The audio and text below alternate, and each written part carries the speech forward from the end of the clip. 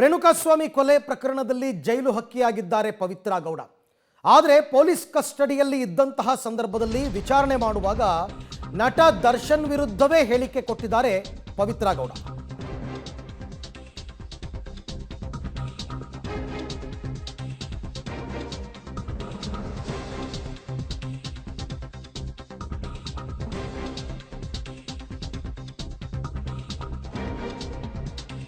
ಕೇಸ್ನಲ್ಲಿ ಈಗ ಜೈಲು ಹಕ್ಕಿಯಾಗಿದ್ದಾರೆ ದರ್ಶನ್ ಗೆಳತಿ.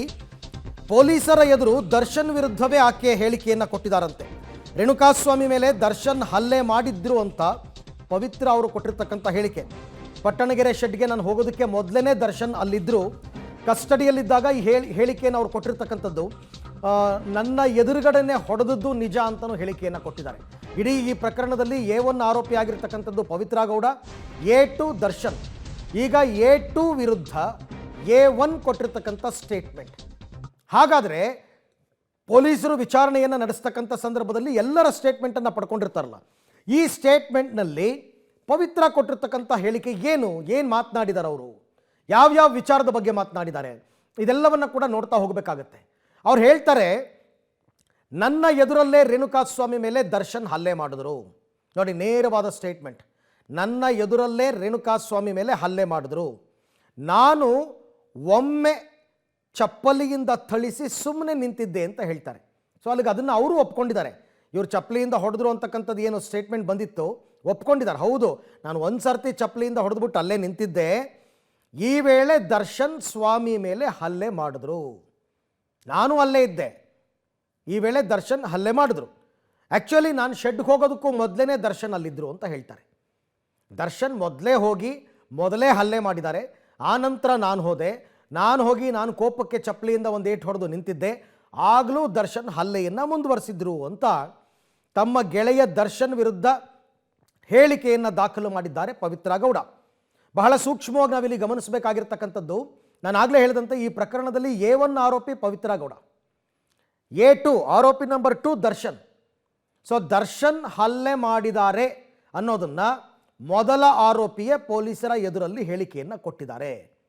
ಹಾಗಾದರೆ ಈ ಪ್ರಕರಣದಲ್ಲಿ ಇದು ದರ್ಶನ್ಗೆ ಎಷ್ಟರ ಮಟ್ಟಿಗೆ ಮುಳುವಾಗುತ್ತೆ? ಯಾಕೆಂದರೆ ಈಗ ಪವಿತ್ರ ಕೂಡ ಪ್ರತ್ಯಕ್ಷದರ್ಶಿ ಆಗ್ತಾರೆ. ಅವರು ಆರೋಪಿನೇ, ಇಲ್ಲ ಅಂತಲ್ಲ, ಬಟ್ ಆರೋಪಿನೇ ಹೇಳಿದಾರಲ್ಲ, ನಾನು ನೋಡಿದೆ, ನಾನೇ ಇದ್ದೆ ಅಲ್ಲಿ, ನನ್ನ ಎದುರುಗಡೆನೇ ದರ್ಶನ್ ಹಲ್ಲೆ ಮಾಡಿದ್ರು. ಈ ರೀತಿ ಕೊಡ್ತಕ್ಕಂಥ ಹೇಳಿಕೆ ಅದು ನಿಜಕ್ಕೂ ಕೂಡ ಮುಳುವಾಗಬಹುದು.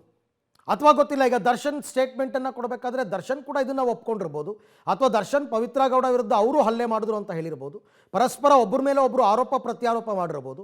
ಬಟ್ ನಮಗೆ ಸಿಕ್ಕಿರುವ ಎಕ್ಸ್ಕ್ಲೂಸಿವ್ ಇನ್ಸೈಡ್ ಸ್ಟೋರಿನಲ್ಲಿ ಪೊಲೀಸರಿಗೆ ಪವಿತ್ರ ಗೌಡ ಕೊಟ್ಟಿರ್ತಕ್ಕಂಥ ಸ್ಟೇಟ್ಮೆಂಟ್, ದರ್ಶನ್ ಹಲ್ಲೆ ಮಾಡಿದ್ದಾರೆ, ನಮ್ಮ ಎದುರಲ್ಲೇ ಹಲ್ಲೆ ಮಾಡಿದ್ದಾರೆ, ನಾನು ಅಲ್ಲಿದ್ದೆ, ನಾನು ಹೋಗೋಕ್ಕೂ ಮೊದಲೇ ದರ್ಶನ್ ಅಲ್ಲಿಗೆ ಬಂದಿದ್ದರು, ಅವ್ರು ಹಲ್ಲೆ ಮಾಡಿದ್ರು, ನನ್ನ ಎದುರುಗಡೆನೂ ಹಲ್ಲೆ ಮಾಡಿದ್ರು, ನಾನು ಒಂದೇ ಚಪ್ಪಲಿಯಿಂದ ಹೊಡೆದು ನಿಂತಿದ್ದೆ. ಇಷ್ಟು ಹೇಳಿಕೆಗಳನ್ನು ಈಗ ಪವಿತ್ರ ಗೌಡ ಕೊಟ್ಟಿರ್ತಕ್ಕಂಥದ್ದು.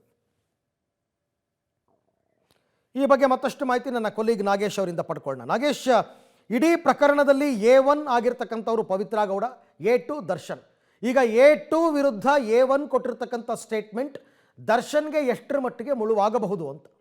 ಅರವಿಂದ್, ರೇಣುಕಾಸ್ವಾಮಿ ಕೊಲೆ ಕೇಸಲ್ಲಿ ಪವಿತ್ರ ಗೌಡ, ದರ್ಶನ್ ಇಬ್ಬರೂ ಕೂಡ ಬಂಧನವಾಗಿದ್ದು ಸದ್ಯ ಪರಪ್ಪನ ಅಗ್ರಹಾರ ಜೈಲಿನಲ್ಲಿರುವಂಥದ್ದು. ಆದರೆ ಪೊಲೀಸರು ತನಿಖೆ ಮಾಡಿದಂಥ ಸಂದರ್ಭದಲ್ಲಿ ಪವಿತ್ರ ಗೌಡ ಅವರು ದರ್ಶನ್ ಹಲ್ಲೆ ಮಾಡಿರೋ ಬಗ್ಗೆ ವಿಚಾರವನ್ನು ಪ್ರಸ್ತಾಪ ಮಾಡಿದ್ದಾರೆ ಅನ್ನುವಂಥ ವಿಚಾರ ಈಗ ಸದ್ಯಕ್ಕೆ ಗೊತ್ತಾಗಿರುವಂಥದ್ದು. ಭಾಳ ಪ್ರಮುಖವಾಗಿ, ನಾನು ಹೋಗುವುದಕ್ಕಿಂತ ಮುಂಚೆಲೇ ದರ್ಶನ್ ಶೆಡ್ನಲ್ಲಿದ್ದರು, ಆಗ ರೇಣುಕಾಸ್ವಾಮಿ ಮೇಲೆ ದರ್ಶನ್ ಹಲ್ಲೆ ಮಾಡ್ತಿದ್ರು ಅನ್ನುವಂಥ ಮಾಹಿತಿಯನ್ನು ಆಕೆ ಹೇಳಿದ್ದಾಳೆ ಅನ್ನುವಂಥ ವಿಚಾರ ಈಗ ಬೆಳಕಿಗೆ ಬರ್ತಿರುವಂಥದ್ದು. ಭಾಳ ಪ್ರಮುಖವಾಗಿ, ನಾನು ಕೂಡ ನನಗೆ ಇದ್ದಂಥ ಕೋಪದಿಂದ ನನ್ನ ಕಾಲಲ್ಲಿದ್ದಂಥ ಚಪ್ಪಲಿಂದ ರೇಣುಕಾಸ್ವಾಮಿಗೆ ಹೊಡೆದೆ, ಅದಾದ ನಂತರ ದರ್ಶನ್ ಕೂಡ ಹಲ್ಲೆ ಮಾಡಿದ್ರು ಅನ್ನುವಂಥ ವಿಚಾರವನ್ನು ಪೊಲೀಸರ ಮುಂದೆ ಸ್ವತಃ ಈ ಪ್ರಕರಣದ A1 ಆರೋಪಿ ಆಗಿರುವಂತಹ ಪವಿತ್ರ ಗೌಡ ಅವರು ಹೇಳಿದ್ದಾರೆ ಅನ್ನುವಂಥ ಮಾಹಿತಿ ಈಗ ಸದ್ಯಕ್ಕೆ ಬೆಳಕಿಗೆ ಬರ್ತಿರುವಂಥದ್ದು. ಬಹಳ ಪ್ರಮುಖವಾಗಿ ಇದು ದರ್ಶನ್ ಅವರಿಗೆ ಒಂದು ರೀತಿ ಅರಗಿಸಿಕೊಳ್ಳಲಾಗದಂತಹ ವಿಷಯವಾಗಿದೆ ಅನ್ನುವಂಥದ್ದು ಕೂಡ ಬಹಳ ಪ್ರಮುಖವಾಗಿರುವಂಥದ್ದು.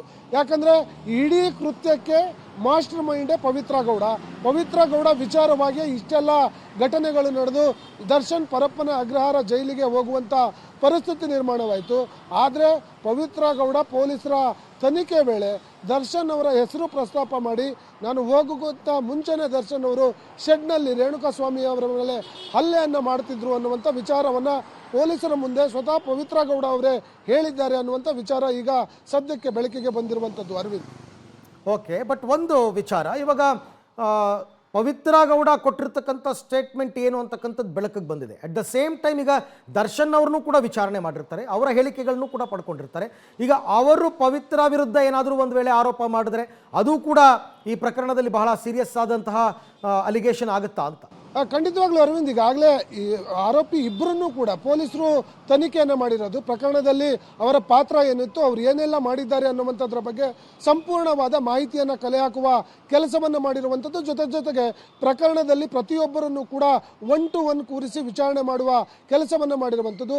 ಆಗ ಮೇ ಬಿ ದರ್ಶನ್ ಕೂಡ ಈ ವಿಚಾರವನ್ನು ಪ್ರಸ್ತಾಪ ಮಾಡಿರ್ಬೋದು, ಅವಳು ಕೂಡ ಜೊತೆಯಲ್ಲಿ ಹಲ್ಲೆ ಮಾಡಿದ್ರು ಅನ್ನುವಂಥದ್ದನ್ನು ಹೇಳಿರಲೂಬಹುದು ಅನ್ನುವಂಥದ್ದು ಕೂಡ ಇರುವಂಥದ್ದು.